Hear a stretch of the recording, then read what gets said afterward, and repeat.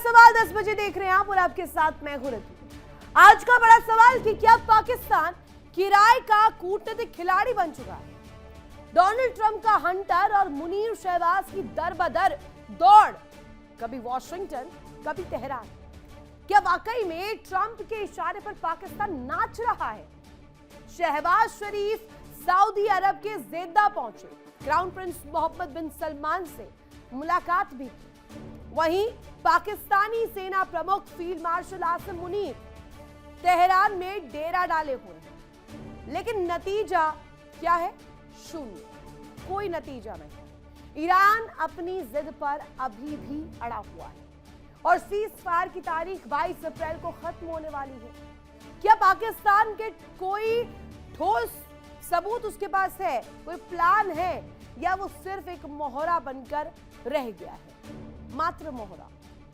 दुनिया के सबसे जटिल कूटनीतिक बिसात पर एक बार फिर से पाकिस्तान दौड़ता हाफता नजर आ रहा है, जहां हर चाल किसी और के इशारे पर चलती दिख रही है।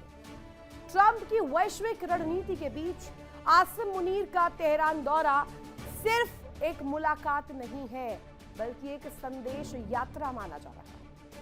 सूत्र बताते हैं कि मुनीर ईरान तक अमेरिका का मैसेज पहुंचाने गए, यानी पाकिस्तान अब खुद खिलाड़ी नहीं बल्कि मैसेंजर स्टेट बन चुका है। अब पाकिस्तान की भूमिका एक स्वतंत्र मध्यस्थ की नहीं बल्कि एक डिप्लोमेटिक कुरियर की बनती जा रही है।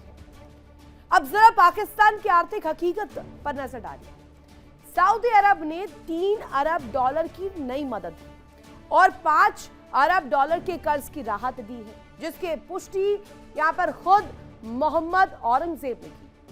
बढ़ते कर्ज और भुगतान संकट के बीच पाकिस्तान के लिए एक मदद बेहद जरूरी है, लेकिन यही आर्थिक मजबूरी उसे बड़े देशों के प्रभाव में रहने को मजबूर करती है। यानी जिसे मदद कहा जा रहा है वही पाकिस्तान की विदेश नीति को बंधक बना रही है। आप यहां पर अगर पूछे कि पाकिस्तान क्या महज कठपुतली बनकर रह गया है बड़ी महाशक्तियों का, तो उसमें कोई दो राय नहीं है। लेकिन आखिर क्यों, वजह क्या है? आज इसी को लेकर आज हम खास चर्चा करेंगे। हमारे साथ खास मेहमान कनेक्ट है। पाकिस्तान की आर्थिक मजबूरी है या ट्रंप का डर है? आखिर पाकिस्तान की ये दर बदर की कूटनीति उसे कहां ले जाएगी और कहां वो पहुंच जाएगा? क्या इससे निकल भी पाएगा? हमारे साथ खास मेहमान कनेक्ट है, उनका तारुफ करवा दो। ग्रुप कैप्टन आशीष साय सर, रिटायर्ड रक्षा विशेषज्ञ हमारे साथ कनेक्ट है। लेफ्टिनेंट कर्नल जय सोडी सर हमारे साथ कनेक्ट है। साथ ही साथ मेजर विराट मिश्रा, रिटायर्ड रक्षा विशेषज्ञ हमारे साथ कनेक्ट है। तीनों का मैं स्वागत करना चाहूंगी। सोडी सर, आप ही से शुरुआत कर रही हूँ। जय हिंद। सबसे पहले सवाल ये कि अमेरिका या ईरान, पाकिस्तान अभी दो नाव पर तैरता हुआ नजर आ रहा है। एक तरफ जाता है, उधर के आदेश लेकर आता है, फिर तेहरान जाता है, उन आदेशों पर बात करता है, वहां से मुंह की खाता है, वापस जाता है अमेरिका। अब हम देख रहे हैं ये दोस्ती बनाम एक मजबूरी की जो लड़ाई है पाकिस्तान के सामने खड़ी हो गई है। और हो भी क्यों ना, पाकिस्तान जो कि कर्ज के तले दबा हुआ है, रास्ता भी कुछ नहीं बचता है। Sorry sir. दोनों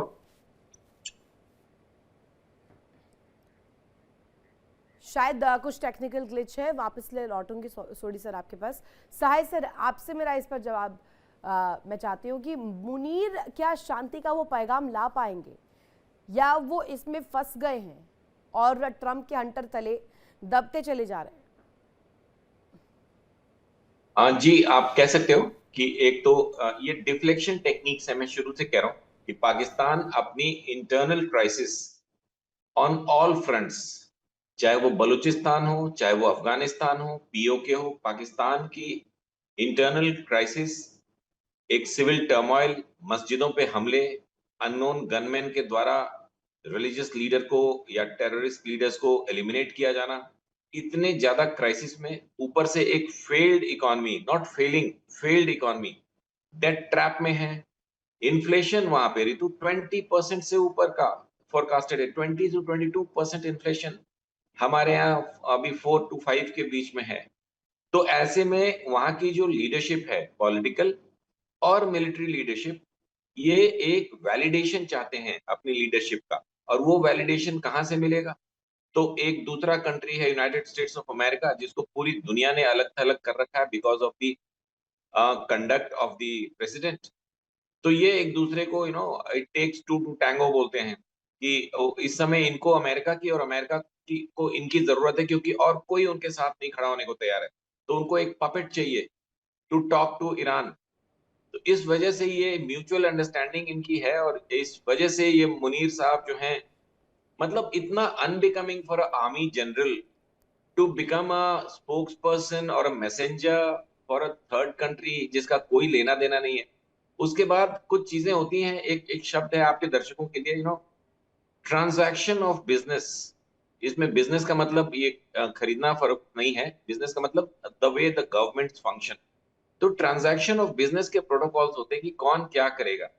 फॉरेन सेक्रेटरी, होम सेक्रेटरी, इनके जॉब्स डिफाइंड है। डिफेंस सेक्रेटरी, जिस तरह की गवर्नमेंट पाकिस्तान में, मैं उसकी बात कर रहा हूं, उसमें एक आर्मी चीफ बाहर से आने वाली टीम को रिसीव कर रहा है, फॉरेन मिनिस्टर को रिसीव कर रहा है, वो तीसरे कंट्री का मैसेज लेके तेहरान जा रहा है। This is very unbecoming and these are all breach sir, of आप प्रोटोकॉल्स। पाकिस्तान से उम्मीद भी क्या करते हैं? पाकिस्तान जैसा देश जिसके पास अपना कोई स्टांस नहीं है, उस देश में ऐसा ही होगा कि वहाँ पर ऐसे गेस्टों को रिसीव करने के लिए भी वहाँ के मुनीर साहब को ही जाना पड़ेगा। मैं उन्हें जनरल कम फील्ड मार्शल कम, मैं उन्हें मुल्ला मुनीर ही कहकर बुलाना चाहूँगी, क्योंकि उनके पास कोई डिप्लोमेसी के तार जो है दुनिया में दिखते नहीं हैं, और मैं उन्हें वैसे ही बुलाना भी चाहूँगी, और वैसा ही उनको कहा जाए तो एक पहचान जो उन्होंने पूरी दुनिया में बनाई है वही उसी के तहत दिखाना भी चाहूँगी। सोडी सर, ये मेरा सवाल आपसे ही था कि पाकिस्तान नाच क्यों रहा है? क्या खुद की ताल फिट नहीं बैठा पा रहा, चाहे वो तेहरान के साथ हो या डोनाल्ड ट्रंप के साथ हो? कहा करते थे, बड़े बड़े दावे करते थे कि ट्रंप तो दोस्त है, अमेरिका दोस्त है, अब दोस्त है तो भाई रोक सकते हैं दोस्त को, इस तरीके की तस्वीर ना बने। इस्लामिक कंट्री है ना ईरान, उसके सपोर्ट में तो खड़े ही हो सकते हैं। जय हिंद रितु जी। ये मेरा सौभाग्य है कि मैं आपके न्यूज चैनल पे हूं, विख्यात को पैनलिस्ट के साथ। कुछ दशक पहले भारत के एक प्रसिद्ध व्यापारी खानदान में जब उनके पिताजी की मौत हुई तो दोनों भाइयों के बीच में प्रॉपर्टी को लेके बंटवारे पे लड़ाई हुई। तो उन्होंने बॉम्बे के एक प्रसिद्ध बैंकर को मध्यस्थता के लिए बुलाया, क्योंकि दोनों पक्षों को उस बैंकर पे भरोसा था और उस बैंकर ने दोनों का सुलह कराई, प्रॉपर्टी को डिवाइड किया।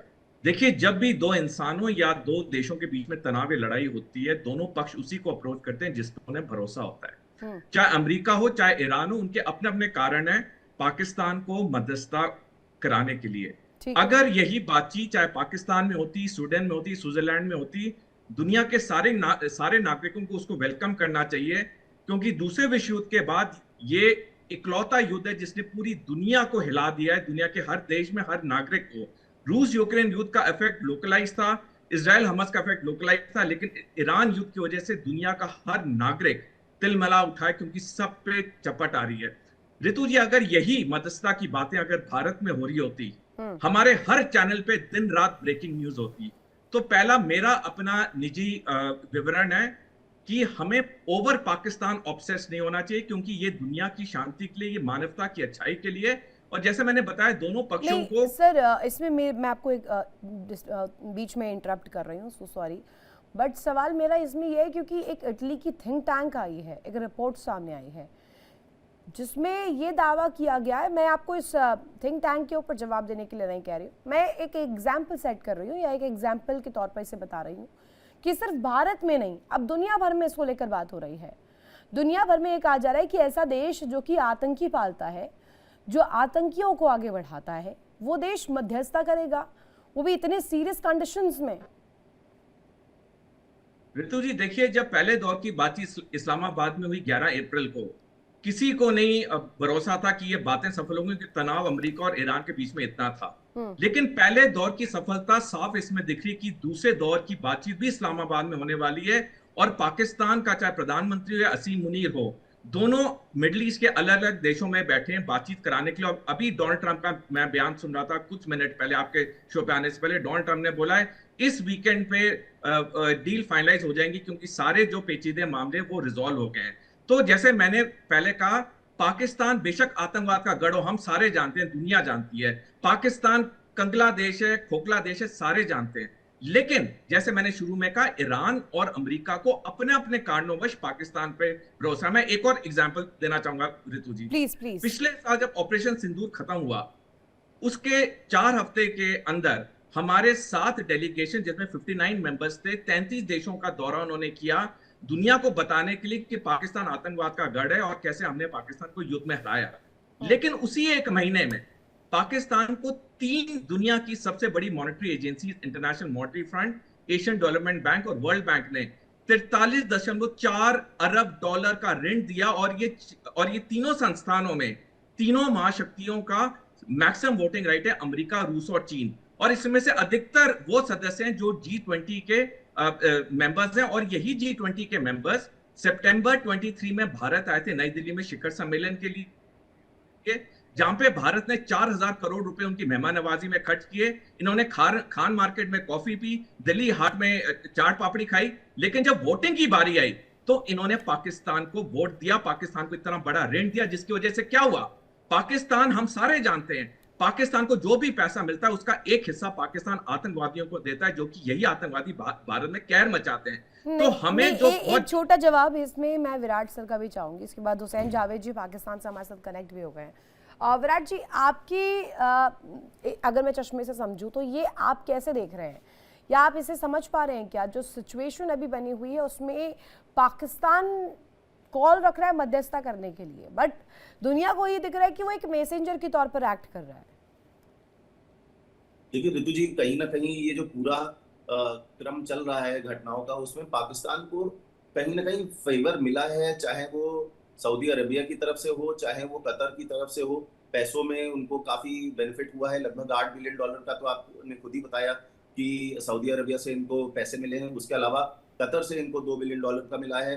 फिर उसके बाद आप अभी सर भी बता रहे थे कि 2024 में ऑपरेशन सिंदूर के बाद भी इनको वर्ल्ड बैंक और IMF से भी लोन में छूट मिली। देखिए जो जनरल मुनीर हैं, फील्ड मार्शल मुनीर हैं, ये बहुत ही एक चालाक जनरल हैं और इन्होंने कहीं ना कहीं चाटुकारिता दिखा के एक आदमी को खुश किया और वो है डोनाल्ड ट्रंप। और डोनाल्ड ट्रंप ने इनके लिए अपने जो पैसों के जो दरवाजे हैं वो खोल दिए।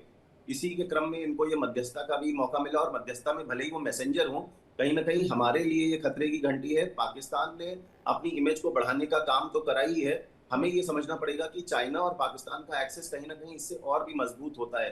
देखिए पाकिस्तान के जगह पे, उनकी धरती पे अगर ये पूरी टॉक्स हो रही हैं, अच्छी बात है, होनी चाहिए, मामला सुलझ जाए तो अच्छी बात है, पर कहीं ना कहीं इसमें इजराइल का एक बड़ा हाथ है। अगर उसका ये जो डील अभी आज आपने देखा ही होगा, डील हो गई है इनकी लेबनान के साथ, अगर वो डील चल जाती है, जो कि कठिन है, फोर्स किया गया है कहीं ना कहीं इजराइल को, अगर वो डील चल जाती है तो पाकिस्तान कहीं ना कहीं और भी ज्यादा मजबूत होता दिखेगा। ये खतरे की घंटी है, हमें अपने नेशनल इंटरेस्ट देखने पड़ेंगे। पाकिस्तान अपने नेशनल इंटरेस्ट देख रहा है और उसी के क्रम में उन्होंने ये जो सारा अपनी बिसात बिछाई है फील्ड मार्शल मुनीर के द्वारा, वो काफी हद तक सफल होते दिख रहे हैं। हमें भी कहीं ना कहीं अपनी डिप्लोमेटिक जो एंगेजमेंट है उसको रेज करने की जरूरत है, अपनी जो हमें हेजिंग है उसको करने की जरूरत है डिप्लोमेसी के टर्म्स में। और देखिए एक चीज और मैं यहाँ पे कहना चाहूंगा, आने वाला समय, आने वाले 10 दिन 15 दिन, ये कहीं ना कहीं ये पूरे इस घटनाक्रम को अंत दे सकते हैं और उसमें पाकिस्तान की भूमिका अहम हो सकती है। पर ये देखने वाली बात है कि हम अपनी जो हेजिंग है, हम जो अपनी डिप्लोमेटिक हेजिंग है वो किस तरीके से करते हैं, हम अपनी बिसातें किस तरीके से बिछाते हैं, ताकि पाकिस्तान इसका पूरा क्रेडिट भी ना ले जाए। और कहीं ना कहीं देखिए पास तो वो आ गया है डोनाल्ड ट्रंप के, और जब तक डोनाल्ड ट्रंप है तो कहीं ना कहीं फील्ड मार्शल मुनीर ने अपनी सेटिंग अच्छी की है, वो बिसातें अच्छी बिछाई है, भले ही वो चाटुकारिता के तहत बिछाई हो, पर उन्होंने काम तो इस तरीके का कर दिया है। भारत देखिए बड़ा देश है, हम ज्यादा स्ट्रांग इकोनॉमी है, हमारी इकोनॉमी, हमारी डिफेंस फोर्सेस सब एक बहुत ही जवाब तैयार हुसैन है। जावेद जी का भी ले लेते हैं, पाकिस्तान से कनेक्ट है। हुसैन जावेद जी, स्वागत आपका करूंगी। सवाल आपसे यही पहला मेरा कि क्यों ऐसा लग रहा है दुनिया को कि आप rather than मीडिएशन, आप यहाँ पर पूरी तरीके से डिप्लोमेटिक कुरियर का काम कर रहे हैं, एक कुरियर यहाँ से वहाँ, वहाँ से यहाँ, और कुछ नहीं रह गया है। एंड प्लस ट्रंप के इशारों पर नाच रहा है पाकिस्तान। जी, सबसे पहले आपका शुक्र, आपने मुझे इनवाइट किया, जो हमारे गेस्ट हैं उनको भी सलाम। देखिए अब दुनिया ना इस सूरत हाल को ऐसे देख नहीं रही है कि हम एक कोरियर कंपनी है और हम सिर्फ मैसेज यहाँ से वहाँ लेके जा रहे हैं। ऐसा तो तब आप कह सकते थे जब ये सब कुछ इस्लामाबाद में हो ना रहा होता ना। अब ये कैसी कोरियर कंपनी है जो एक तरफ नहीं, मैसेज तो भी फिर- दे रही है और एक तरफ अरे ईरान ये और ऐसा नौबत क्यों आ रही है, मुझे ये बताइए ना। बात मीडिएटर तो कभी जा जाकर तेहरान में थोड़ी बात करेगा, मीडिएटर जा जाके अमेरिका से थोड़ी बात करेगा, बल्कि सिचुएशन तो ऐसी होनी चाहिए थी, जो मेरी समझ में आता है कि दो देश जहां पर मसले चल रहे हैं वो देश अप्रोच करेंगे आपको कि भैया आप मीडिएशन करवा दीजिए, आप बीच में बात ठीक करवा दीजिए। आप ही जा रहे हैं उठ के, आपके मुनीर साहब जा रहे हैं तेहरान, वहीं पर डेरा डाले हुए हैं।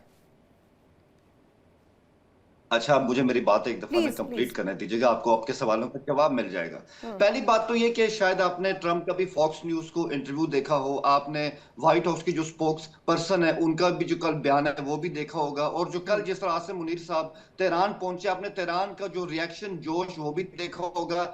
तेहरान हो या अमेरिका हो, दोनों ने एक चीज कल वाजे कर दी है, पाकिस्तान से बेहतर कोई जगह नहीं है जहां पे हम आपस में बात कर सकें। दुनिया में और भी मुल्क हैं जो अप्रोच कर रहे हैं कि यहाँ पे हम आपको इस तरह से फैसिलिटेट कर सकते हैं, लेकिन हमें तो पाकिस्तान ही जाना है। एक बार जा चुके हैं, नहीं, आप दूसरी लोगों ने बार तो भी जाना, पैसे और भी इस लिए हैं वीकेंड पे ना, खबरें आ आप लोगों गई। ने तो पैसे भी लिए हैं, कतर से भी लिए हैं, सऊदी से भी लिए हैं, आपका कर्ज भी माफ कर दिया है सऊदी वालों ने, नहीं किया है? मैम देखिए, यही तो बात है कि जो चीज इंडिया समझ नहीं सक रहा वो पाकिस्तान ने बहुत इंडिया को पहले समझ ली। हमें इंडिया को समझने की जरूरत भी नहीं आ रही। हुसैन जावेद जी अपनी बात कंप्लीट कीजिएगा, एक बड़ी खबर है, बड़ी खबर के बाद वापस आपके पास आ रही हूँ। सीज फायर से पहले इजराइल की बमबारी, और इस वक्त ये सबसे बड़ी खबर है, दक्षिणी लेबनान के तायर में बमबारी के बाद मलबे में तब्दील इमारतें नजर आई है। इजरायली वायुसेना ने एयर स्ट्राइक की है, एयर स्ट्राइक में कई इमारतें तबाह कर दी गई है। और आपको बता दें दक्षिणी लेबनान में ये बमबारी हुई है, बमबारी के बाद मलबे में तब्दील इमारतें दिखाई दी है। इजरायली वायुसेना ने यहां पर जो एयर स्ट्राइक की, एयर स्ट्राइक में कई इमारतों को बाकायदे तबाह कर दिया गया। दक्षिणी लेबनान के तायर में ये बमबारी हुई है, और यहां पर बैक टू बैक जो तस्वीर सामने आ रही है वो अपने आप में बताने के लिए और दिखाने के लिए काफी है कि इस वक्त स्थिति चाहे सीज फायर को लेकर के कहें या युद्ध विराम को लेकर के कहें, बनती भी नजर नहीं आ रही है। हुसैन जावेद जी, ये खबर तो हमने बता दी, इस पर रिएक्शन लेंगे, लेकिन मुझे ये बताइएगा, ये लोन माफ किया आपका सऊदी ने, और साथ ही साथ कतर ने पैसे दिए, सऊदी ने पैसे दिए, अमेरिका देगा ही, IMF का लोन भी दिलवाएगा, इस वजह से करवा रहे हैं क्या ये कोरियर वाला जो आपने काम नया शुरू किया है, इस वजह से? देखिए, सवाल पता है क्या मैम, बात ये है क्या ये जंग हमने शुरू की, क्या हमने इसराइल और अमेरिका नहीं को नहीं, मजबूर घुमाइए किया या मत, ईरान कतर को? ने पैसे क्यों दिए हैं एक आपको? तो मैम इतनी बड़ी संख्या में पैसे क्यों दिए, मुझे बताइए प्लीज। मैम बात तो सुनी ना, एक तो इतने अरसे बाद आपने अपने शो में इनवाइट किया, कम से कम बात तो करने ठीक है, दीजिए। बोलिए मैं तो बोलिए, सिर्फ पूरा यही वक्त आपसे है पर विनती मुझे कर- जवाब दीजिएगा। ठीक है, मैं जवाब दूंगा, बिल्कुल आपको जवाब दूंगा। मैं यही कहूंगा, बात ही ना ये जंग हमने शुरू की, ना हम इस तरह से चाहते थे कि जो ये स्टेट ऑफ होम्स है वो इस तरह से लॉक हो जाए। जिन्होंने किया वो आपको भुगत रहे हैं, ठीक है ना। आपने इसमें अमेरिका देख लिया, आपने इसमें जो जो ईरान उसका रीजन के अंदर बढ़ता हुआ किरदार देख लिया, सबके सामने। इसराइल भी आपके सामने है। लेकिन बात वो है कि अब इस मसले को वाइंड अप भी तो करना था, एक सीज फायर भी चाहिए था, हालात को रूटीन में भी इस तरह लेके आना था। और ईरान के लिए सिर्फ एक ऑप्शन था पाकिस्तान, क्योंकि वाहिद मुल्क है जो इस पूरे जंग, जब से जंग स्टार्ट हुई है, किसी मुल्क ने अगर वहां पे मतलब जो हमारे हेड्स हैं उन्होंने विजिट किए, वो पाकिस्तान है जो ईरान गया है, और कोई भी नहीं गया, ये आपके सामने है। और ईरान का वफ्द भी इस जंग में किसी भी मुल्क में गया है तो वो पाकिस्तान है। सेम गोज विद USA के उनके वाइस प्रेसिडेंट है वो यहाँ पे इस्लामाबाद आए, दोबारा भी आ रहे हैं। तो बात ये है कि कहीं ना कहीं यही तो हमारी कामयाबी है, यही तो हमारी डिप्लोमेसी है कि हमने दुनिया में साबित किया है, चाहे बीजिंग है, वॉशिंगटन है, मॉस्को है, रियाज है, तेहरान है, कतर है, हर जगह पाकिस्तान रेलेवेंट है। और ये पोजीशन अभी दुनिया में किसी मुल्क के पास नहीं है। और ये अब आपका सवाल कि हमें इस तरह पैसे भी मिले हैं, कुछ हमारे जो लोन है वो माफ भी हुए हैं, और शायद IMF से भी हमें किस्त मिल जाए, तो ऑब्वियसली अगर ऐसा होता है तो किसी को भी इसमें क्या प्रॉब्लम है। और हम एक बहुत बड़ा काम करें वर्ल्ड पीस के लिए, हमें प्रॉब्लम नहीं है, बट ये मैं आपसे एक्सेप्ट करवाना चाह रही थी कि आप तो खुद कर्ज तले चल रहे हैं और आप चले दुनिया में शांति का पैगाम लेकर। साहिल सर, इस पर जरा जवाब दीजिएगा, एक्सेप्ट भी कर लिया है कि क्या दिक्कत है अगर लोन भी मिल रहा है, IMF भी लोन दे रहा है, अमेरिका दिला रहा है, तो करेंगे नहीं? फिर ये एक शब्द कहा जाता है चाटुकार, ये वही वाली अभी भूमिका में नजर आ रहे हैं। रितु, हुसैन साहब को ये समझना चाहिए कि मुद्दा क्या है। दो अलग अलग मुद्दे हैं। एक कि क्या पाकिस्तान की अपनी स्थिति ऐसी है कि वो दूसरे मुल्कों के क्राइसिस में घुसे। हो सकता है कि भारत को इससे क्यों कोई लेना देना है, हमें भी कोई पाकिस्तान से ऑब्सेशन नहीं है, it hardly matters to us, but still एक इंटरनेशनल सिचुएशन है जिसका डिस्कशन हो रहा है। तो क्या पाकिस्तान की अपनी स्थिति ऐसी है? नहीं है, क्योंकि इतना ज्यादा मिसमैनेजमेंट है, इतने इंटरनल कन्फ्लिक्ट्स हैं। ना इनसे बलूचिस्तान समझ रहा है, ना इनसे अफगानिस्तान समझ रहा है। अफगानिस्तान की लड़ाई के बारे में बातचीत, रितु, हुसैन साहब को पता होगा, पता है कहां हो रही है? बीजिंग में। अफगानिस्तान पाकिस्तान के बीच के युद्ध की चर्चाएं ये चुपचाप जाके बीजिंग में कर रहे हैं। और दूसरी तरफ अमेरिका और ईरान के बीच में एक अनबिकमिंग कंडक्ट। ठीक है, आपने अपनी जगह ऑफर करी, बहुत अच्छा, ठीक है, उसको एक बार किसी ने रिफ्यूज किया, लेकिन उसके तुरंत बाद बोला चलो हम चले जाएंगे जी, इस्लामाबाद चले जाएंगे, बात कर लेंगे। लेकिन अब उसका अगला लेवल क्या है कि हमें आपस में ईरान अमेरिका को नहीं बात करनी है, तो चलो मुनीर साहब आप चले जाओ। उनके पास अपने इंटरलोक्युलेटर्स नहीं है, अपने बंदे नहीं है। सऊदी, ईरान, अमेरिका नहीं, पाकिस्तान के आर्मी चीफ को तेहरान भेजा गया है, इसलिए पाकिस्तान अमेरिका और ईरान की बातचीत को सॉल्व कराने के लिए। ये एक आर्मी के चीफ का ही एक बहुत ही मतलब अनबिकमिंग कंडक्ट है, पता नहीं किसने ये डिसाइड किया। और दूसरा कि इसके जो रिपरकशंस होंगे, ये पाकिस्तान की अपनी जनता सवाल पूछेगी। जावेद साहब अगर ये बता पाए कि पाकिस्तान ट्रंप को क्या समझता है, गुड और बैड, क्या वो अच्छे इंसान है? जावेद साहब 10 सेकंड में बता पाएंगे, is Trump a good person for Pakistan?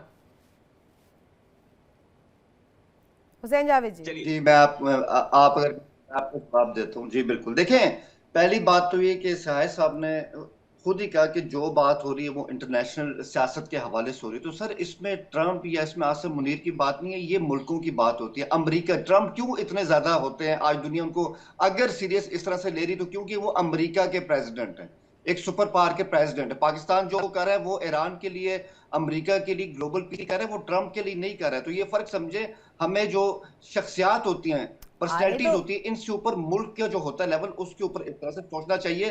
Global international relations ऐसे ही चलते हैं, इंटरेस्ट होते हैं हर मुल्क के। इस वक्त कहीं ना कहीं जो अमेरिका है उसको लग रहा है, ये आप भी जानते हैं ना, कि एक तरह का वो कोई मार में फंस चुका है, उसके पास कोई वे आउट नहीं है, और कोई मुल्क उसको वे आउट दे भी नहीं पा रहा है। तो ये बात बिल्कुल सही है।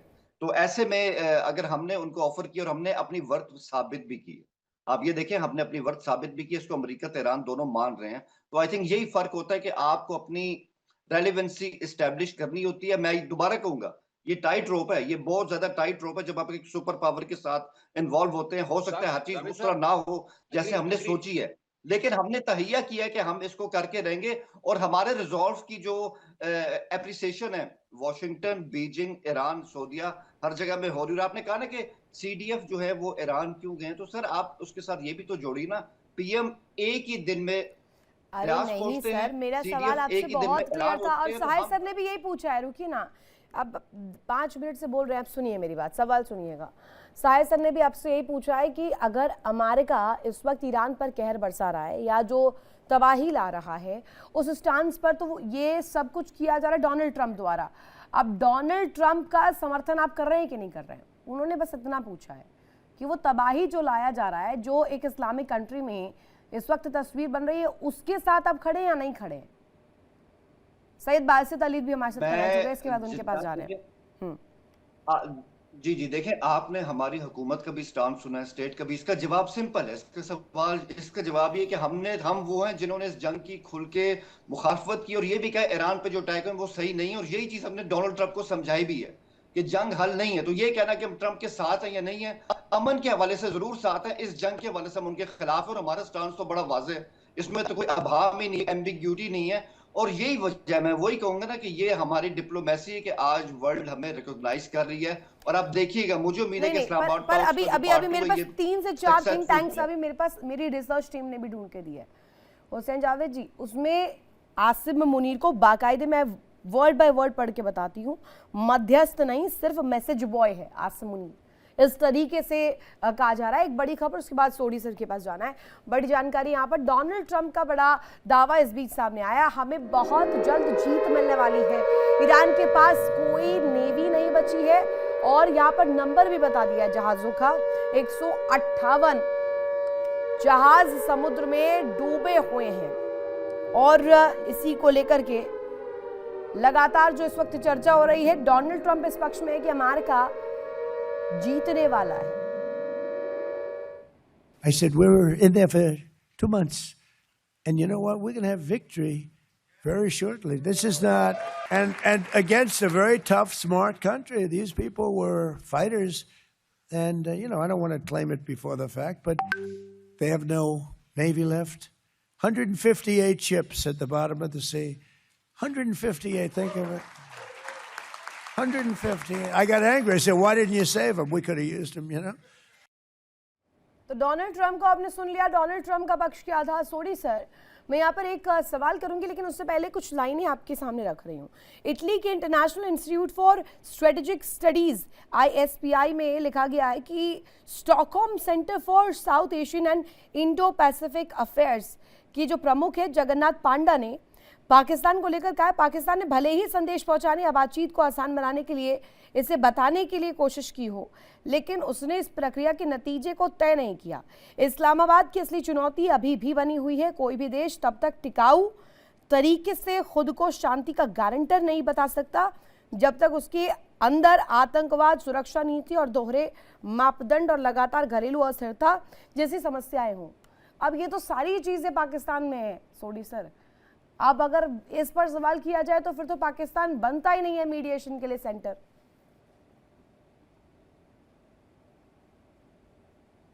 सोडी सर। ऋतु जी, पिछले साल 8 जुलाई को जनरल अनिल चौहान, जो कि भारतीय सशस्त्र बल के चीफ ऑफ डिफेंस स्टाफ है, उन्होंने बयान दिया था जिस तरह से चीन, पाकिस्तान और बांग्लादेश की नजदीकियां बढ़ रही हैं, आने वाले समय में भारत की अखंडता और सुरक्षा के लिए बहुत दिक्कत पैदा करेंगी। ये ईरान युद्ध तो खत्म हो गया है, अभी तो औपचारिक डॉक्यूमेंट पे साइन करना रह गया, वो 2-3 दिन में हो जाएगा। और इस ईरान युद्ध के खत्म होने के बाद 2 देशों के लिए बड़ी दिक्कत पैदा होगी। एक इजराइल, क्योंकि अब एक नया संगठन बनेगा इस युद्ध के बाद, ईरान की जीत के बाद, वो होगा रशिया, ईरान, चाइना, जो कि आने वाले कुछ साल में ईरान युद्ध करेगा। पहला वार ईरान इजराइल पे करेगा, जिसका एंड रिजल्ट ये होगा कि फिलिस्तीन एक आजाद देश के रूप में उभरेगा। दूसरे जो देश के लिए दिक्कत होगी वो भारत के लिए, क्योंकि पाकिस्तान को अब अमेरिका से बहुत मदद मिलेगी, रूस, चीन से तो मिल ही रही है। और 2030 के बाद जब भारत पे 2 फ्रंट वॉर होनी है, जिसका आंकलन पिछले साल 17 मार्च को जनरल उपेंद्र द्विवेदी, भारतीय सेना अध्यक्ष, ने बोला था, भारत के लिए दिक्कतें होंगी, क्योंकि पाकिस्तान का जो ये नया स्टेचर है, चाहे उसमें 1000 कमियां हो, फटीचर देश हो, आतंकवाद का समर्थक हो, लेकिन हकीकत ये है कि इस सक्सेसफुल इस्लामाबाद टॉक्स के बाद जब यह हस्ताक्षर होगा, पाकिस्तान का तीनों महाशक्तियों के सामने नया स्टेचर होगा। और पाकिस्तान को जो आर्थिक और सैनिक मदद मिलेगी, ये चीन के साथ मिलकर हम पे 2030 के बाद 2 फ्रंट वॉर करेगा। जैसे मैंने कहा, इस युद्ध खत्म होने के बाद 2 देशों के लिए दिक्कतें बढ़ जाएंगी, इजराइल के लिए, भारत के लिए। पर ऐसा नहीं लगता कि ग्लोबल गेम में ही फंस गया पाकिस्तान? ठीक है, आप कह रहे हैं कि शक्तियों के बीच एक स्ट्रैचर बढ़ने वाला है, कि इमेज बढ़ने वाली है, बट वो इमेज का क्या करना? देश में कंगाली है, उस कंगाली पर भी तो बात करनी होगी, या फिर ये सिर्फ और सिर्फ व्हाइट वॉश करने के लिए पाकिस्तान की छवि के लिए किया गया है?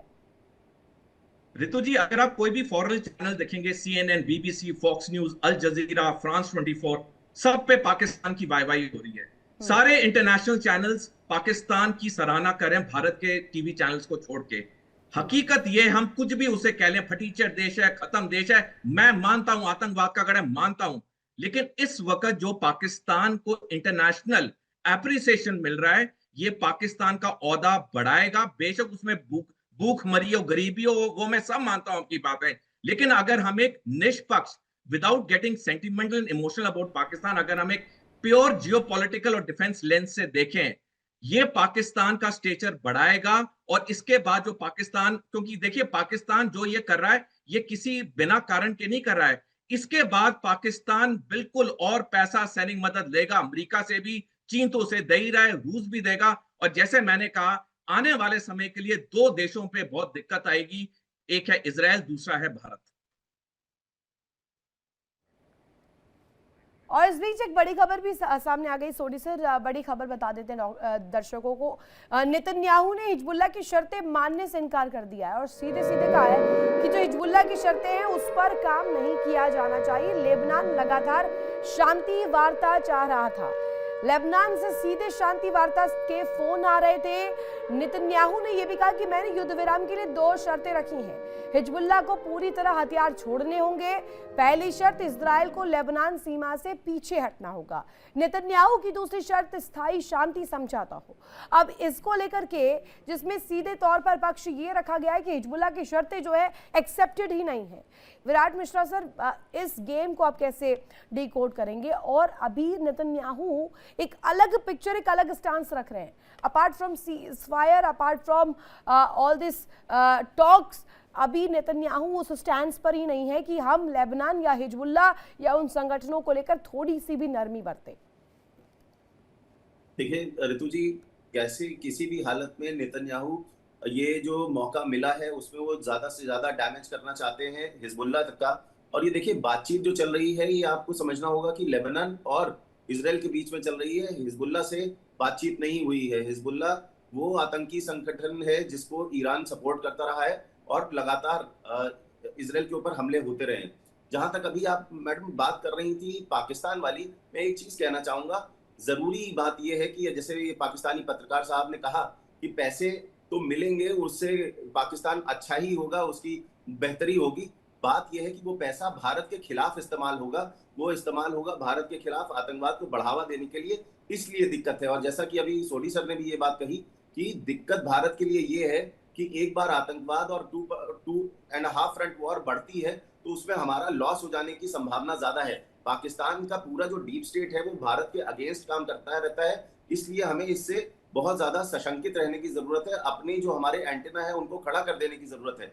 आपने ये देखा होगा कि पाकिस्तान चाहे 2024 रहा हो, उससे पहले रहा हो, लगातार भारत के ऊपर हमला करता रहा है। That idea of bleeding India with 1000 cuts, ये अपने आप में एक बहुत ही चिंताजनक विषय है। और पाकिस्तानी जो जनरल्स हैं उनकी जो पूरी जो उनकी जिंदगी है वो इसी बात पे फोकस्ड है कि किस तरीके से भारत को हराएं या भारत को किसी तरीके से परेशान करें। क्योंकि इनको 71 में जो शिकस्त दी गई थी वो आज तक ये भूले नहीं है। चाहे वो जनरल परवेज मुशर्रफ हो, चाहे फील्ड मार्शल मुनीर हो, ये लोग वैसे चिढ़े हुए लोग हैं जिनके देश को भारत ने बुरी तरीके से हराया था। पतलूनें उतर गई थी इनकी फौजों की, और इस वजह से ये आज भी कहीं ना कहीं चिढ़े बैठे हैं। लगातार उसी पैसे से हमारे ऊपर हमला करने में ये पूरा अपना प्लानिंग करते हैं और हमें सतर्क रहने की जरूरत है। कहीं ना कहीं इंटरनेशनल स्टैचर, जैसा कि सर ने बोला, वो कहीं ना कहीं पाकिस्तान का जरूर बढ़ा है और हमें बहुत ज्यादा सतर्क होके इनको, चाहे हम जो फाइनेंशियल एक्शन टास्क फोर्स है उसमें ब्लैकलिस्ट कराने की जरूरत है, वो सारी चीजें करने की जरूरत है। पर कहीं ना कहीं हमारे उस प्रयास में अब मुश्किलें आएंगी। क्योंकि ट्रम्प खड़े हैं इनके साथ चाइना खड़ा हुआ है। ये दिक्कत की बात है हमारे लिए, तो ये हमें लगातार समझना होगा। विराट जी, और जैसे कि आपने कहा भी है, मेरे साथ पाकिस्तान से मेहमान भी हैं, उस पर सवाल पूछेंगे। और एक बड़ी खबर भी सामने आ गई, पहले बड़ी खबर, उसके बाद आ रही हुसैन जावेद जी आपके पास। और कतर ने सीज़फायर का स्वागत किया है और लेबनान इजराइल में सीज़फायर का स्वागत किया गया। युद्ध विराम की शर्तों का पालन किया जाए, तनाव कम हो और स्थिति आगे ना बिगड़े। कतर इस बात के समर्थन में है। कतर ये पक्ष रख रहा है कि इस सीज़फायर को कर देना चाहिए। जो स्थिति इस वक्त बिगड़ रही है उसको सुधारने के लिए सीज़फायर बहुत अच्छा जो है स्टेप रहने वाला है। अब स्वागत किया है, इस पर कितना ज्यादा असर होता है और काम अगर इस पर होता है तो किस तरीके की जो इमेज है वो बनती है। कतर, क्योंकि कहा जाता है चाहे वो अमेरिका के पक्ष से बैटिंग करने की बात हो या इजराइल के पक्ष से, हर दफा हमने देखा है कि वो एक अलग रुख ला करके जंग के बीच रख देता है। और इस बीच लेबनान इजराइल में सीज़फायर को लेकर के कतर ने स्वागत किया है। हुसैन जावेद जी, ठीक है, all credit goes to you, मान लिया कि पाकिस्तान मीडिएशन के लिए आगे बढ़ रहा है, लेकिन सवाल मेरा अभी भी वही है जिसका जवाब मुझे अभी तक नहीं मिला। पिछली बार भी आपने बोला लेकिन मुझे जवाब नहीं मिला। एक मैं पिक्चर रख देती हूँ, आपने मीडिएशंस करवाए, मिडिल ईस्ट में संग्राम है, ठीक है, समझ आता है, आपने वो भी ठीक करने की कोशिश की। इंडिया इस चीज के समर्थन में है कि दुनिया में शांति होनी चाहिए, लेकिन अगर शांति चाहिए तो पहले आप अपने देश से आतंकियों को हटाइए ना। पहले आप अपने देश से उन आतंकियों को बाहर का रास्ता दिखाइए। भारत में भी तो अगर इस तरीके की कोई घटना होती है या आतंकी तस्वीर आती है वो आपके लिए मायने नहीं रखती है। आप चले हैं रहनुमा बनने, शांति का पैगाम लेकर चल देते अमेरिका, तेहरान, पैसा मिलता है तो कहीं पर भी कुछ भी करेंगे। मतलब इतना ज्यादा मजबूर आप लोग हो गए हैं कि टिश्यू पेपर की तरह अमेरिका इस्तेमाल कर दे रहा है आपको। जाइए जाइए पाकिस्तान, पापा ट्रम्प बोलते हैं, फिर तेहरान चले जाते हैं कि बात करके आएंगे जरा। देखिए अब ये जो है ना आपकी बात है, मैं इसको दो एंगल से देख रहा हूँ। एक तो ये कि जहां तक आपने बात की कि इंडिया शांति चाहता है और ये सब, तो ग्लोबल शांति के लिए जो हम काम करें ना, हम तो इंडिया के साथ भी काम करना चाहते हैं, ठीक है। मतलब आप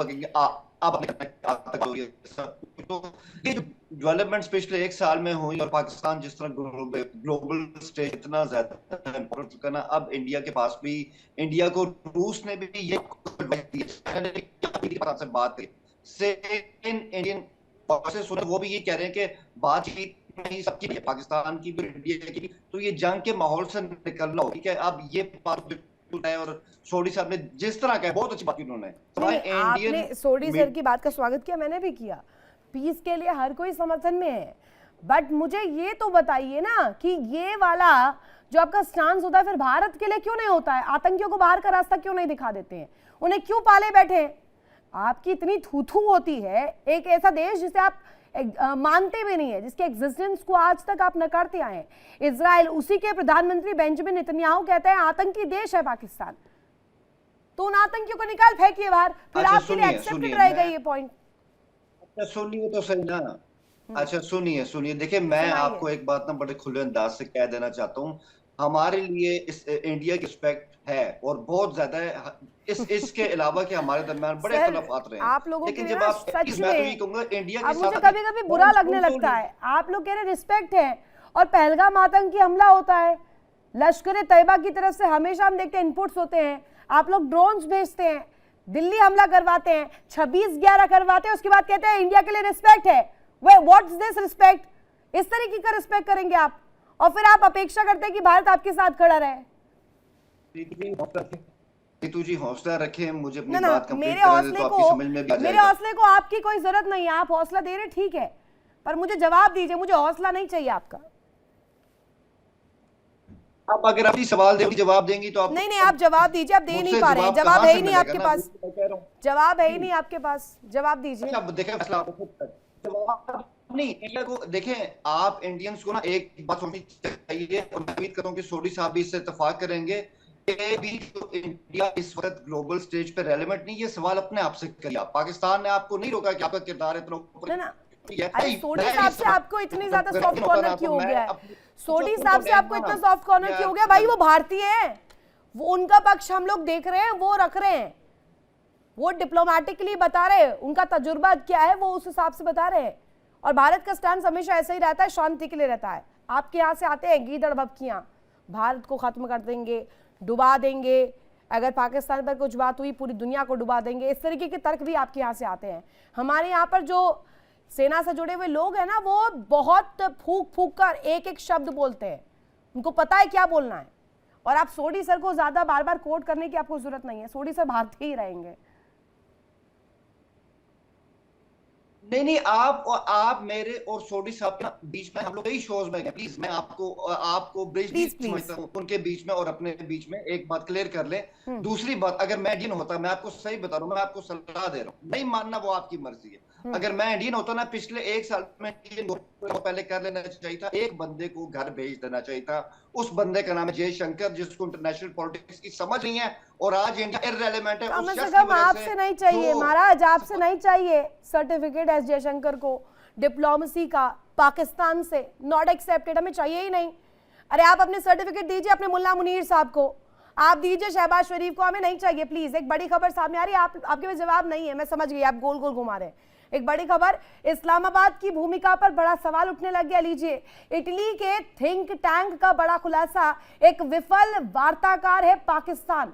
ISPI रिपोर्ट में पाकिस्तान की भूमिका पर बड़ा सवाल उठा है और रिपोर्ट में ये दावा किया गया नतीजे तय करने में पाकिस्तान पूरी तरीके से बेअसर है, मध्यस्थ नहीं सिर्फ मैसेज बॉय है पाकिस्तान। अब लीजिए इस पर क्या जवाब बनता है, साहिर सर आप इस पर जरा रिएक्ट कीजिएगा। मैसेज बॉय इटली की थिंक टैंक कह रही है। रितु, बड़ा डिस्टर्बिंग ट्रेंड है और जावेद साहब इसको समझते होंगे। Sincere diplomacy, sincere planning, growth, इन चीजों से पाकिस्तान को मतलब नहीं रहा। लकीली हम इतने सुपीरियर हैं उनसे और इसको बार बार बोलने से ये बात हल्की हो जाती है। वो हमारे आसपास नहीं है and in the next 10, 15, 20, 50 years we don't consider Pakistan as a economic threat. और कितना भी चाइना ट्राई कर ले, सीपीईसी बना ले, उनको गोला बारूद दे दे, कुछ हमले करवा ले इंडिया पे उनके प्रॉक्सीज के द्वारा, but we don't consider Pakistan as a national threat to India. वो आसपास नहीं है। इनको डिटेल्स पता होंगी, फिंगर टिप पे अगर कोई तैयारी करके आया होगा। 16-17 अरब डॉलर का टोटल फॉरेन रिजर्व है, फॉरेक्स रिजर्व $16, मतलब छोटी छोटी कंट्रीज के पर हमारा 700 प्लस 800 करोड़ बिलियन डॉलर्स का रिजर्व है। गोल्ड रिजर्व खत्म है। इनके डेट साइकिल्स ऐसे हैं कि लोन लेके लोन रीपे कर रहे हैं, लोन लेकर लोन रीपे करते हैं और उस लोन को फिर रिसाइकिल करते हैं कि जी नेक्स्ट साइकिल में डाल दो, यूएई से, सऊदीया से। तो पाकिस्तान आई डोंट कंसिडर। इनके यहाँ मेरा मेन मुद्दा यही है कि इनकी जो अपनी इंटरनल कॉन्फ्लिक्ट्स हैं उसको अलाइन करने के लिए ये अपने मेजर लीडर्स को एक प्लॉय के थ्रू हुसैन जावेद जी आपको जवाब देना चाह रहे हैं, साहिर सर जवाब देना चाह रहे हैं, प्लीज। जी देखिए, मैं सवाल चाहता हूँ, हमेशा बहुत अच्छी बात करते हैं, सीरियस हैं। मैं उनसे यही कहूँगा सर, एक तरफ आप कह रहे हैं कि पाकिस्तान हमारे लिए खतरा नहीं है या हमें बिल्कुल कोई अंतर नहीं, मैं ठीक है, मैंने आपकी बात मान ली, लेकिन सोडी साहब ने अभी कुछ देर पहले 5 मिनट भी नहीं उन्होंने कहा कि अरे आप सोडी सर से ऑब्सेस्ड हो गए क्या? अब सोडी सर से ऑब्सेस्ड हो गए। मैं गिनवाऊं यहाँ पर शहबाज शरीफ के ट्वीट्स गिनवाऊं यहाँ पर, अभी शहबाज शरीफ के ट्वीट्स गिनवाऊं जो पापा ट्रंप ने लिखे थे, वो कॉपी करके लगा दिए थे, उसके बाद डिलीट किए। कैंसरस स्टेट बताया इजराइल को, उसके बाद डिलीट किए। मैं बताऊं ख्वाजा आसिफ का वो पोस्ट सोडी साहब करने आए यहाँ पर, ऑब्सेस्ड हो गए आप सोडी साहब से। सोडी साहब से ही जवाब ले लीजिए ना, फिर सोडी साहब आप जवाब दीजिएगा इन्हें। ये बड़ा आपका नाम ले करके फुटेज खा रहे हैं यहाँ पर। ऋतु जी देखिए, जहां तक सैनिक ताकत की बात है, भारत और पाकिस्तान में कोई कंपैरिजन नहीं है। भारत ने 5 बारी सैनिक युद्धों में पाकिस्तान को हराया है, यहां तक कि हमने पाकिस्तान के 2 टुकड़े भी किए 1971 में। तो सैनिक ताकत में तो भारत और पाकिस्तान का कोई बराबरी नहीं है। कोई सोच भी नहीं सकता कि पाकिस्तान कभी सोच भी सकता है कि भारत के समीप आ जाए। ये तो बिल्कुल ही क्लियर क्वेश्चन है जो 5 युद्धों ने बिल्कुल क्लियर कर दिया है, 1947 से लेकर ऑपरेशन सिंदूर तक। अब बात आती है पाकिस्तान जो ये टॉक्स करा रहा है। अगर पाकिस्तान वाकई में अंतरराष्ट्रीय स्टेज पे अपना स्टेचर बढ़ाना चाहता है तो उसे एक बड़ी चीज करनी चाहिए। ये जब बातचीत डॉक्यूमेंट में साइन हो जाए अगले 2-3 दिन में, उसके बाद पाकिस्तान को जितने आतंकवादी पाकिस्तानी धरती पे अजहर महमूद, सैयद सलाउद्दीन, सारे 24 घंटे के अंदर भारत को सौंप देने चाहिए। और मैं आश्वासन देता हूं कि जिस दिन पाकिस्तान ये करेगा, वाकई में पाकिस्तान का कद इंटरनेशनल स्टेचर में बढ़ेगा। अगर पाकिस्तान मध्यस्थता के लिए बिल्कुल ही एक सच्चा खिलाड़ी अपने आप को दिखा रहा है, चलो मान लिया कि ये ईरान युद्ध ये खत्म करा देगा, इसमें कोई शक नहीं है, लेकिन इसका अगला बड़ा कदम होना चाहिए। जितने आतंकवादी पाकिस्तान में हैं जो पिछले 40-50 साल से भारत पे युद्ध कर रहे हैं, उन्हें सर एक ऐसा देश जो अपने देश से आतंकी नहीं निकाल पा रहा है, वो कहां से युद्ध रुकवाएगा? हुसैन जावेद जी, निकाल पाएंगे आप उन आतंकियों को बाहर देश के? देखिए, मैं उम्मीद करूंगा कि इंडियन हुकूमत इस बात को समझे, सोचे, पाकिस्तान के साथ टॉक स्टार्ट करे।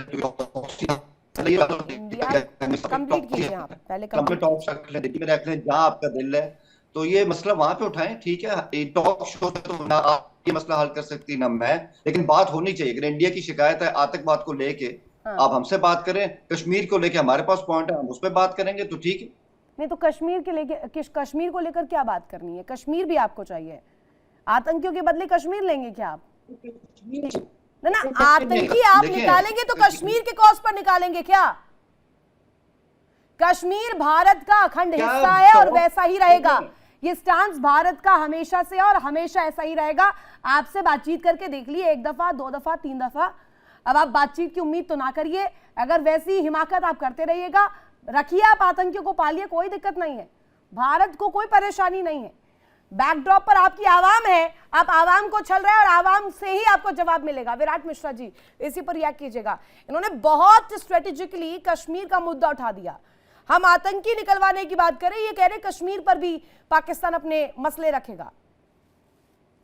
देखिए ऋतु जी, पूरा जो फोकस है पाकिस्तानी जनरल्स का, जो चलाते हैं पाकिस्तान के देश को, उनका फोकस ही इसी बात पे है कि भारत को किस तरीके से डिस्टेबलाइज रखें, चाहे वो अटैक मुंबई पे हो जो हमारा फाइनेंशियल नर्व सेंटर था, या चाहे पहलगाम हो जो हमारा टूरिस्ट सेंटर है बहुत बड़ा। तो इनका पूरा प्लान ही इसी पे फोकस है, पूरे समय ये इसी में लगे रहे हैं। पर आपको एक चीज ये भी देखनी होगी कि ये जो टॉक्स चल रही है, जो ये करवा रहे हैं मध्यस्थता, तो मध्यस्थता जनरली वो आदमी करवाता है, वो देश करवाता है जो खुद पावरफुल हो। यहाँ पे एक बहुत ही कमजोर और कंगाल सर ये किस्म का तो देश मजबूरी ये में पूरा करा रहे हैं ना, कर्ज मध्यस्थता चाहिए ना करवा रहे हैं। इन्हें। सर इन्हें कर्ज चाहिए, ये मजबूर हैं, इन्हें कर्ज भी क्या मैम, मीडिएशन मुझे का ही लगता है रास्ता है। कर्ज- पापा ट्रम्प आदेश देते कर्ज हैं भी जाइए नहीं। तेहरान, जाइए आप बात करके आइए, मुस्तफा खामनेई को थोड़ा सा इसे आगे बढ़ाइए ताकि ट्रम्प की बातें मनवाई जा सके। और कोई देश मानेगा नहीं ना सर, पाकिस्तान तो टिश्यू है यूज एंड थ्रो वाला, और कोई देश क्यों मानेगा? कर्ज तो पाकिस्तान कर्ज दे रहा भी नहीं है। है, हाँ कर्ज भी नहीं, ये तो पैसे इनको मिल रहे हैं, उसमें कर्ज भी नहीं है। वो तो फ्री के जो पैसे दिए जाते हैं ना, जिसको एड कहा जाता है, वो वाली चीज ज्यादा है, मुझे ऐसा लगता है वो इनको ज्यादा जवाब मिलने देना की चाह रहे हैं संभावना हुसैन है। जावेद जी आपको। हुसैन जावेद जी, हाँ जवाब। अभी ने जो कहा उससे खुशी होती है कुछ कि- टेक्निकल इश्यूज है, आवाज आपकी थोड़ी यहाँ पर ठीक से नहीं आ रही है, आवाज वापस से दुरुस्त करके आपके पास लौटूंगी। विराट सर अपनी बात कंप्लीट कीजिएगा। जी, मैं यही कह रहा था कि कर्ज तो वो होता है जिसको आपको रीपे करना होता है, भले ही आसान शर्तों पे हो। यहाँ कर्ज से ज्यादा ये फ्री का जो एड होता है वो इनको मिलने वाली बात है, और उसी के चक्कर में है जो फील्ड मार्शल मुनीर है वो इसीलिए दौड़ रहे हैं इस देश से उस देश। पर देखिए, हमें अपने राष्ट्रीय हितों का ध्यान देना होगा। नेशनल इंटरेस्ट हमारे ये कहते हैं कि पाकिस्तान का इस तरीके से ये जो भी कंडक्ट कर रहे हैं ये अच्छी बात नहीं है, हमारे देश के लिए अच्छा सिग्नल नहीं है। और एक सोडी सर ने भी इस बात मिनिमल बात पे- पैरामीटर होता है विराट सर, एटलीस्ट आप उस पैरामीटर पर तो खरे उतरे, उसके बाद ही तो आप मीडिएटर या शांति दूत बनने निकलेंगे। आपको दुनिया एक्सेप्ट नहीं करे, आपको आतंकिस्तान बोला जा रहा है, आपको आतंकी देश बोला जा रहा है, और आप दो देशों के, एक सुपर पावर है और एक दूसरा ऐसा जो कि न्यूक्लियर प्रोग्राम को लेकर जिस पर हमला हो रहा है, ऐसे देशों के बीच मध्यस्थ बन रहे हैं। ये बात गले से बहुत मुश्किल से उतरती है। आशीष साय सर, आपसे मेरा एक जवाब यहाँ पर चाहती हूँ। एक ऐसी ताल जिस पर लगातार नचा रहा है अमेरिका, डोनाल्ड ट्रम्प नचा रहे हैं पाकिस्तान को, वो कौन सी एक ऐसी ताल है, कौन सा ऐसी कण है जिसके तहत हर आदेश को मानने के लिए मजबूर है डोनाल्ड ट्रम्प के? रितु, बहुत सिंपल है, ये म्यूचुअल एक दूसरे के लिए खड़े हैं, क्योंकि ट्रम्प के पास, जैसा कि मैंने बोला, कोई ग्लोबल लीडर इस वक्त ट्रम्प के पास नहीं है। हाँ। तो उसके पास वो ही इज चॉइसलेस, कोई ऑप्शन नहीं है। तो एक मिल गया उनको जिसने अपनी तरफ से ऑफर कर दिया कि आप यहाँ आ जाएं, और उन्होंने देखें बड़ा आयरनी है, इस देश का अपना कैबिनेट मिनिस्टर कहता है कि हमको टिश्यू पेपर यूज करते, अपना, मतलब it is not me, it is not New York times, इनका अपना कैबिनेट मिनिस्टर अपनी संसद में कहता है कि जी हमें अमेरिका टिश्यू पेपर यूज करता है। और भी इनके एक मेजर नदीम आते हैं सर, वो एक दफा जब इसी तरीके की चर्चा हो रही थी, उन्होंने ये कहा कि वो डोनाल्ड ट्रम्प को यूज कर रहे हैं। अब ये कंफ्यूज स्टेट में है, ये दिखा क्या रहे हैं दुनिया को, बता क्या रहे हैं, even they don't know. Notions and opinions पे दुनिया नहीं चलती। आई मे हैव व्हाटएवर ओपिनियन, हमारा नोशंस हो सकता है, रियलिटी है कि इनके अपने मिनिस्टर का असेसमेंट है that America uses them as tissue paper. DNI USA कहती है कि ये रोग नेशन है, ये अमेरिका के लिए खतरा है। अभी मतलब ड्यूरिंग द वॉर बोला है तुलसी कबाड़ ने। तो ये तो न्यूयॉर्क टाइम्स नहीं है, ये तो कोई रिसर्च पेपर नहीं, ओपिनियन नहीं है। Absolutely. ये एक तरफ रियलिटी है, और दूसरी तरफ अपने मेन मतलब फील्ड मार्शल को ऐसे भेज दे रहे हैं कि कहीं भी चले जाओ, वहां से बात करके वहां चले जाओ, वहां से अमेरिका चले जाओ। तो ये जो मिलिट्री की एक सैंक्टिटी होती है, मिलिट्री की सैंक्टिटी का बड़ा इंपैक्ट पड़ता है वहां की मिलिट्री की मोरल पे, उसको डाइल्यूट कर रहे हैं। ये टैक्टिकली और स्ट्रेटेजिकली गलत कदम है। मेरे को उस पे ऑब्जेक्शन है कि मिलिट्री जनरल को मैसेंजर की तरह मत यूज करो, अपने फॉरेन सेक्रेटरी को भेजो, अपने डिफेंस सेक्रेटरी को भेजो। नहीं सर, वैसे इतने भारी भरकम शब्दों का इस्तेमाल ना करें, वो समझ भी नहीं पाएंगे। पाकिस्तान है, नॉट एक्सपेक्टेड सर।